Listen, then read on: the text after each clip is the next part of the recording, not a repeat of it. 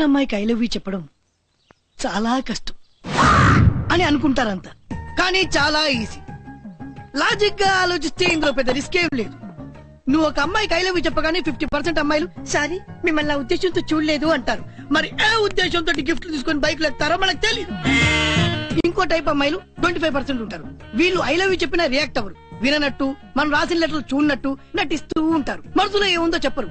మళ్ళీ కనిపిస్తే సేమ్ నవ్వులు చూపులతో కన్ఫ్యూజ్ చేస్తూ ఉంటారు. 10 ఏళ్ల తర్వాత ఏదైనా సినిమా థియేటర్ లో కనిపిస్తే మొగుడిని పరిచయం చేసి మావి దగ్గరికి వెళ్ళండ్రా అని పిల్లాన్ని చేతికిస్తారు. వీళ్ళ వల్ల డబ్బులు బొక్క తప్ప ఏ రిస్క్ ఉండదు. నెక్స్ట్ బ్యాచ్ 10% ఉన్నారు.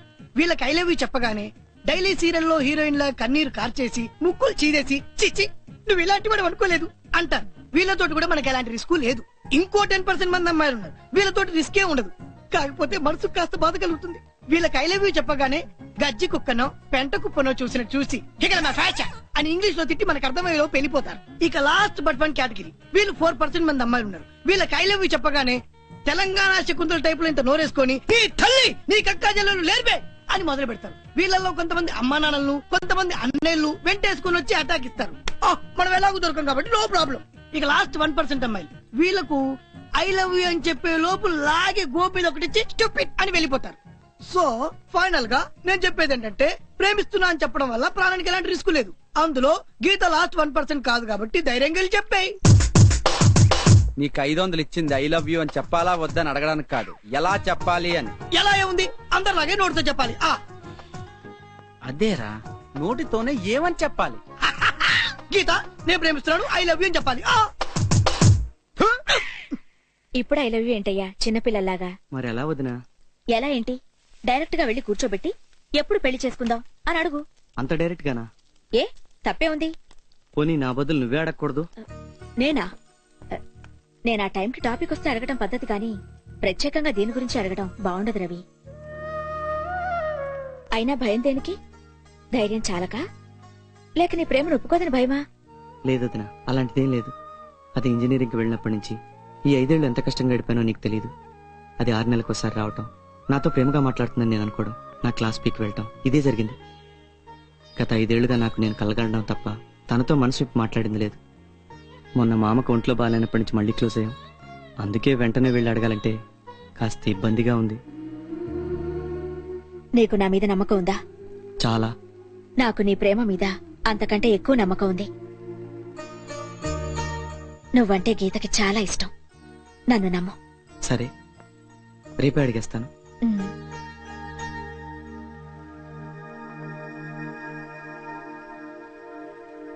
బాబు తెల్లారింది లే బాబు. లేవండి బాబు. ఈ రోజు గీతమ్మతో పెళ్లి విషయం మాట్లాడబోతున్నారంటగా. All the best.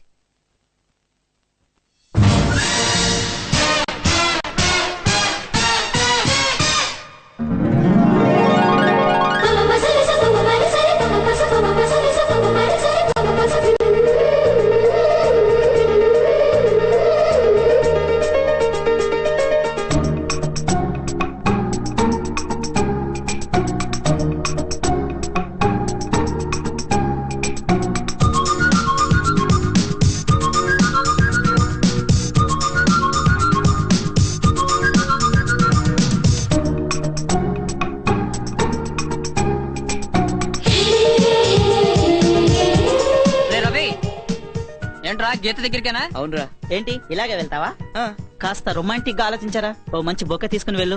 బొకే చాలా ఓవర్ గా ఉంటుందిరా. కరెక్ట్, మనకు అదే కావాలి. నువ్వు బొకే ఇవ్వగానే ఆశ్చర్యంగా ఏంటిది ఓవర్ గా అన్నట్టు చూస్తుంది. అప్పుడు నువ్వు డైరెక్ట్ గా టాపిక్ స్టార్ట్ చేసేవచ్చు. అవునరా, ఇదేదో బాగుంది. ఓకే. పొద్దున ఎప్పుడో షాప్ తెరిపిస్తే ఇంకా రాలేదంటారా? అర్థం కావట్లేదురా. వచ్చేసారా? ఏంట్రా ఇంత లేటు? ఏంటి ఈ రోజు ఐ లవ్ యూ చెప్పబోతున్నావు కదా? All the best. Thank you. నేను వెళ్ళొస్తారా? మా ఒక్క నిమిషం. ఏంట్రా ఇదంతా? నీకు తెలియదు మా, మన గ్యాంగ్ లో ఫస్ట్ టైం ఒక రేంజ్ లో ఉన్న అమ్మాయికి ఐ లవ్ యూ చెప్పేది నువ్వే. కంగ్రాట్స్ రా మావా. Thank you. Best of luck మామా. థ్యాంక్స్ రా. ఆల్ ద బెస్ట్ మావా. ఆల్ ది బెస్ట్ మామా. ఆల్ ది బెస్ట్ మామా. థ్యాంక్స్ రా. ఉంటారా? బాయ్ మామా. ఓకేరా.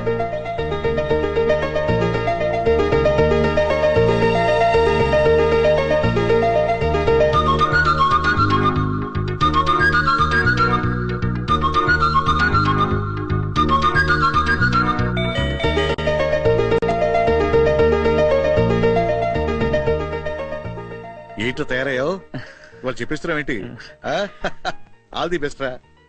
అవును గీత మీ ఇంటికి వెళ్ళిందే ఎందుకు? తెలీదు. సరే మా నేను వెళ్ళొస్తా.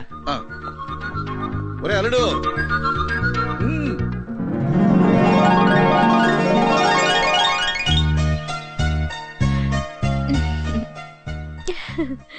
ఇంజనీరింగ్ అయిపోయిందిగా, ఇప్పుడు ఏం చేద్దాం అనుకుంటున్నావు గీత? అదే అక్క ప్రాబ్లం. నాకేమో అమెరికా వెళ్లి ఏదైనా జాబ్ చేయాలనుంది. అదెంతవరకు పాసిబుల్ అవుతుందో తెలియట్లేదు. మరి పెళ్ళెప్పుడు చేసుకుందామని? పెళ్ళా? పెళ్లికి తొందరే ఉంది. మీకు లేకపోయినా మాకుంటుందిగా. మీ నాన్న కూడా మీ ఇద్దరు పెళ్లి చేసి రిలాక్స్ అవ్వాలనుకుంటున్నారు గీత. మా ఇద్దరికి పెళ్ళేంటి? ఎవరి గురించి నువ్వు మాట్లాడేది? నీ గురించి, రవి గురించి. రవా? నాకు రవికి పెళ్ళా? అసలు ఎందుకు వచ్చింది నీకు ఆలోచన? మేమెప్పుడు అలా బిహేవ్ చేయలేదే. ఇలాంటి విషయాల్లో జోక్ చేయకూడదు గీత. సారీ అక్క, నేనెప్పుడు రవిని ఆ ఉద్దేశంతో చూడలేదు. గీత, ఐఎమ్ సారీ గీత. నువ్వెవరి దగ్గరైనా అబద్ధం చెప్పు గాని నా దగ్గర మాత్రం చెప్పొద్దు. నువ్వు రవి వైపు ప్రేమగా చూడటం, ఇష్టంగా మాట్లాడటం ఈ కళ్ళతో కనీసం 100 సార్లు చూసుంటాను. ఇప్పుడు సడన్ గా రవి నేను ఆ ఉద్దేశంతో చూడలేదని మాత్రం చెప్పొద్దు. అసలు అసలు నీకెందుకు వచ్చిందా సెకండ్ థాట్? అసలు కారణం ఏంటో చెప్పు, కానీ ప్రేమించలేదు అని మాత్రం చెప్పకు.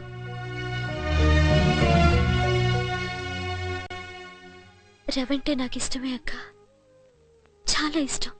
ఆ ఇష్టం చాలా సార్లు హద్దు దాటింది కూడా. నేను మామూలు ఆడదాన్నే అక్క. అందరిలాగే నాకు నా భర్త నాకంటే మంచి పొజిషన్ లో ఉండాలని, నన్ను డామినేట్ చేయాలని ఉంది. కానీ రవితో అవేవీ సాధ్యపడవు. వాడిని మారమని నాకు ఊహ వచ్చినప్పటి నుంచి చెప్తూనే ఉన్నాను. ఈ 5 ఏళ్లలో వాడు కాస్త కూడా మారలేదు. ఇక మారతాడనే నమ్మకం కూడా నాకు లేదక్క. ఈ రోజు వాణ్ణి నేను మారమని, ఏదైనా చెయ్యమని తిడుతున్నాను. అందరికీ అది ప్రేమలాగా అనిపిస్తూ ఉండొచ్చు. కానీ ఇవే మాటలు రేపు నేను పెళ్ళయ్యాక చెప్తే నేను డామినేట్ చేస్తున్నాను అని అందరు అనుకుంటారు. ఈ రోజు వాడు చేస్తున్న ప్రతి పని మనకి అల్లర్లాగే కనిపిస్తుంది. రేపు పెళ్ళయ్యాక ఇవే పనులు బాధ్యత లేని పనులుగా మనకి అనిపిస్తాయి అక్క. హోటల్ ఉందిగా, ఇవన్నీ ఎందుకొస్తాయి అని మీకు అనిపించొచ్చు.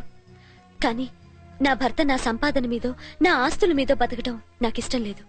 పెళ్ళాం సొమ్ము తిని తిరుగుతున్నాడని రేపు ఎవరైనా అంటే అది నేను తట్టుకోలేను. అదే రేపు మా మధ్య ప్రాబ్లం కావచ్చు. అందుకే ఫ్రెండ్స్ గా ఎలాగో హ్యాపీగా ఉంటున్నాం. వాడికి ఎలాగో నా మీద ఇలాంటి ఆలోచనలేవీ లేవు. ప్రేమ పేరుతో అనవసరంగా నేను డిస్టర్బ్ అవుతూ వాటిని డిస్టర్బ్ చేయటం ఎందుకు అనిపించింది.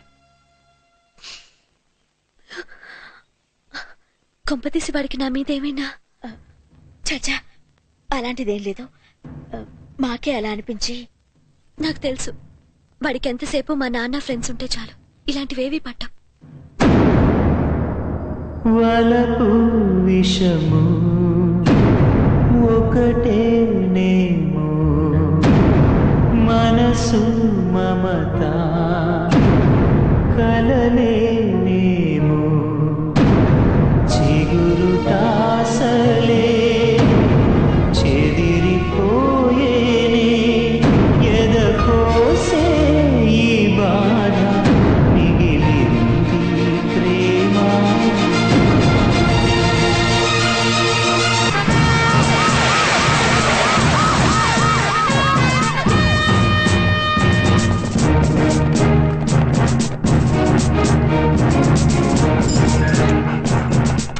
Connect me to control room please. Task force Babji గారి లైన్ లో తీసుకోండి. నేను ఇన్స్పెక్టర్ శ్రీనాథ్ మాట్లాడుతున్నాను.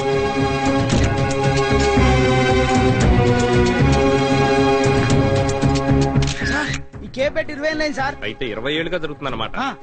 సార్ మనకు వచ్చిన ఇన్ఫర్మేషన్ కరెక్టే సార్. 20 years గా జరుగుతుంది సార్. సార్ ఏంటిది? ఏమైంది? ఎవరు మీరు? నువ్వు రుచి కోసం టీలో ఏదో పౌడర్స్ కలుపుతున్నావని ఇన్ఫర్మేషన్ వచ్చింది. కలుపుతున్నావా? చాలే ఊరుకోండి సార్. టీ పొడి కలిపితేనే వర్కౌట్ అవ్వట్లేదు, వేరే పౌడర్లు ఎక్కడ కలుపుతామండి? సార్ బిజినెస్ వర్కౌట్ అవ్వట్లేదని వీడియో ఒప్పుకుంటున్నాడు సార్. సార్ అది కాదు సార్. సార్ ఏంటి సార్ వెనక నుంచి కేకలు వినపట్టలేదు? వాడిని వేసేసారా? Very good sir. వీడినా వీడియో నెక్స్ట్ టైం చేస్తే నేను తీసుకొస్తాను సార్. చచ్చా ఇక్కడ వేసేస్తే బాగుండదు సార్. సార్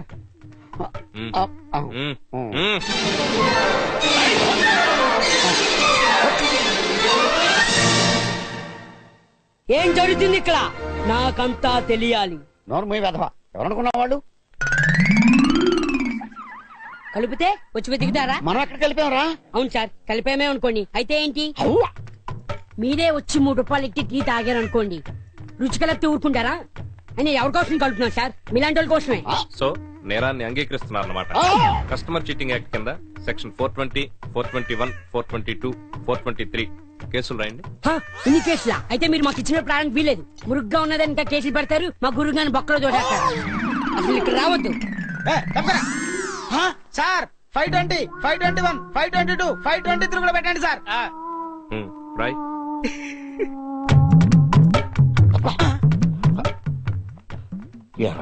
అన్ని చెప్పేస్తున్నావా? నేను ఎక్కడ చెప్పాను సార్? అలాగైతే మన వాటర్ ట్యాంక్ గురించి ఎప్పుడో చెప్పేవాడిని. నేనేం చెప్పను, మీరేం చెప్పదు. Okay sir. వాటర్ ట్యాంకర్ ఏంటి? అది వాటర్ ప్రాబ్లమ్ అయి కోనేటిలోంచి నీళ్లు. సార్ 620, 621, 622, 623 కూడా పెట్టచ్చు సార్. ఒక్కో దానికి 4 సెక్షన్లు అన్యాయం సార్. నువ్వు వెళ్ళరా బాబు, అసలే కేసులతో చస్తున్నావు. నువ్వు చైల్డ్ లేబర్ అని తెలిస్తే మన గురువు గారిని బొక్కలో కాస్తారు. వీడి సైడ్ తీసుకెళ్లి రేట్ మాట్లాడు. Okay sir.